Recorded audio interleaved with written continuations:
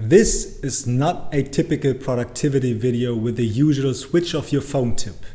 This one's on a resource that you may not have on your radar yet, but that holds the great potential to improve your well-being, health and focus. But we're depleting it day by day. Buckle up for the science behind the attention restoration theory and an excuse to get yourself another indoor plant.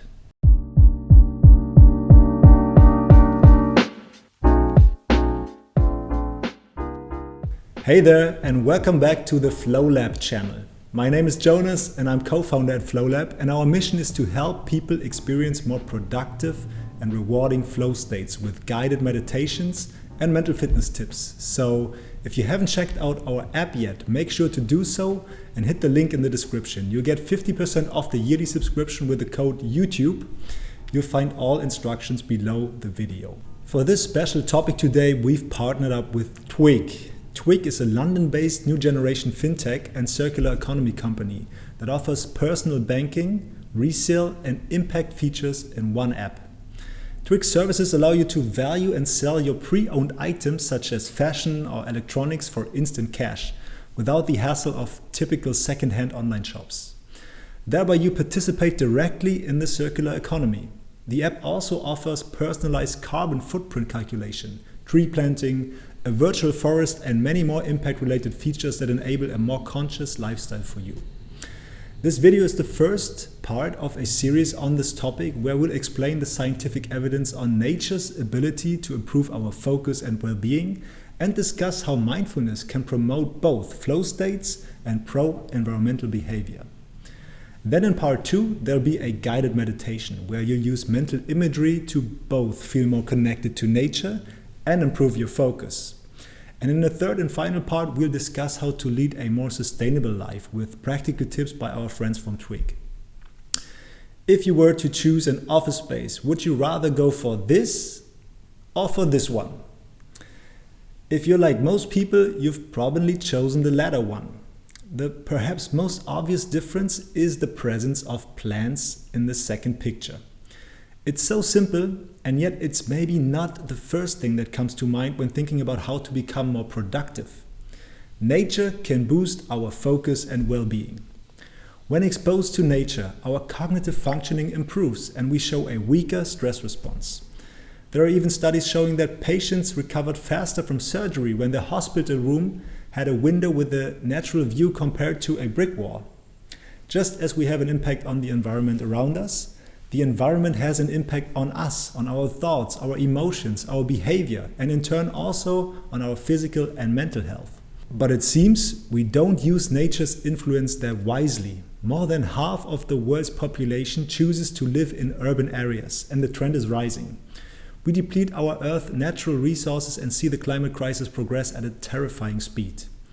And while the societal and environmental consequences of this development are frightening and deserve a discussion on its own, the negative effects on an individual are important too.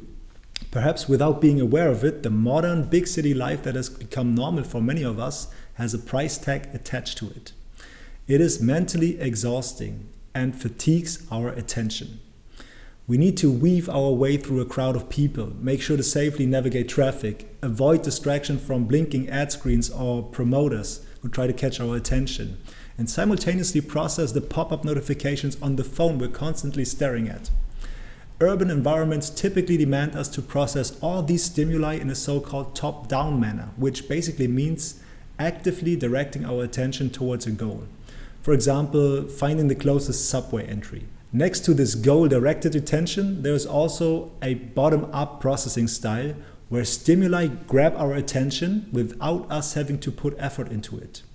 I tell you this because the cognitive resources needed for top-down processing, for this goal-directed attention that you'll also need to be productive and find flow, they are depletable.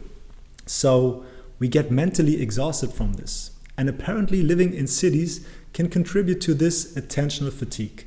Especially when we need to focus on something that we already have to motivate ourselves for. It can become harder and harder to suppress distractions that are inherently more interesting. This attentional fatigue has been associated with poorer decision making and lower self-control. What starts with just quickly checking your phone during work time may end up in 30 minutes of mindless doom scrolling. What could have been a grocery list with things you'll be able to actually use up turns out into binge shopping with bags full of things you were craving, but that may eventually go bad. So here, mindfulness is key.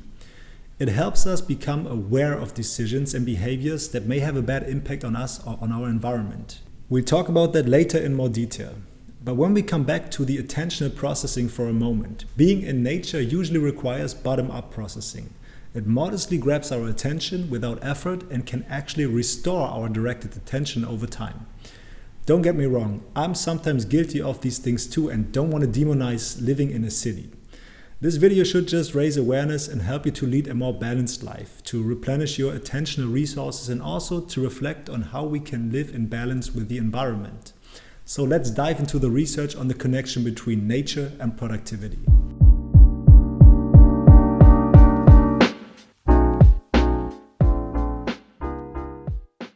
Spending time in nature has a restorative effect and replenishes our cognitive resources.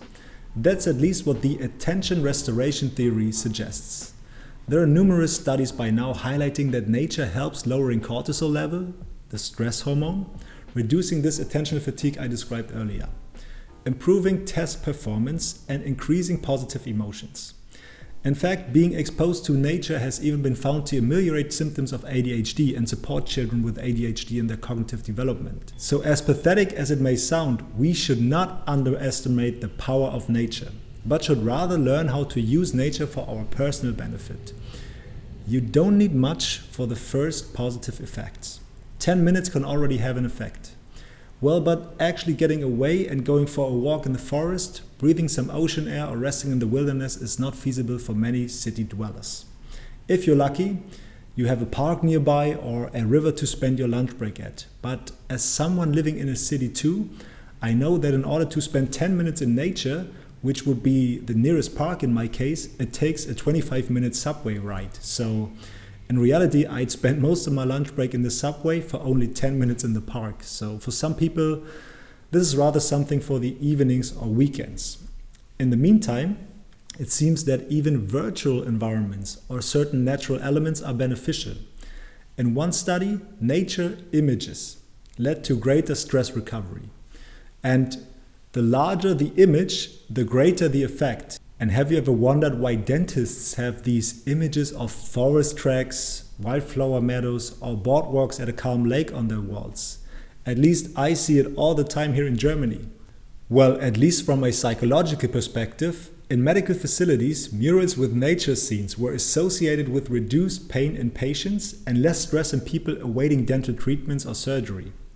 Apart from that, there are even studies on simulated walks through nature environments, pointing towards improvements in directed attention and less attentional fatigue in only 10 minutes.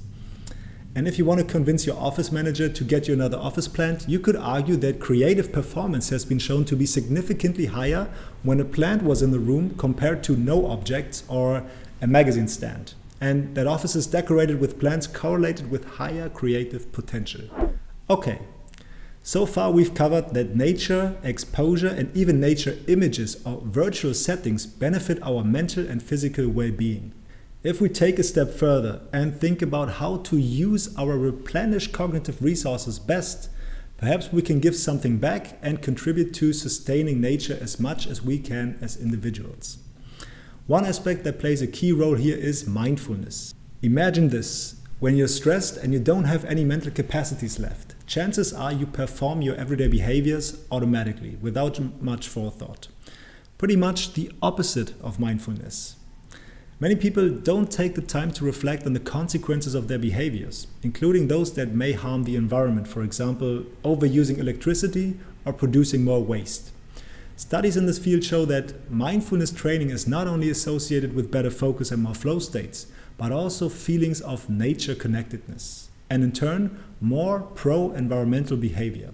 According to Felston, the feeling of escaping our daily stresses when being in nature, which contributes to this restorative effect, can also occur through a change in mental content. That's why we'll release part 2 of the series soon with a special meditation where you'll visualize a walk through nature to increase both feelings of nature connectedness and a deep focus. And since there's evidence that natural sounds in the background are additionally beneficial while meditating, we've got you covered here too. This will definitely be a feel-good meditation. In part 3, we'll then talk about more practical everyday tips for sustainable action to increase mindfulness in your daily life and lead a more environmental friendly life to make sure we preserve this precious resource that is so important for our well-being. Until then, I hope you liked this video. If so, it would mean a lot if you give this video a thumbs up and subscribe to the Flow Lab channel. Every bit of support is much appreciated. Also check out Twig, the next generation bank that powers the circular economy and facilitates conscious consumption for a more sustainable lifestyle. Twig is a real home for impact, where you can not only calculate your carbon footprint, but also plant your own forest, offset carbon emissions, and benefit from many more impact-related features. You'll find more info in the description box below. Now, go get it and hope to see you soon.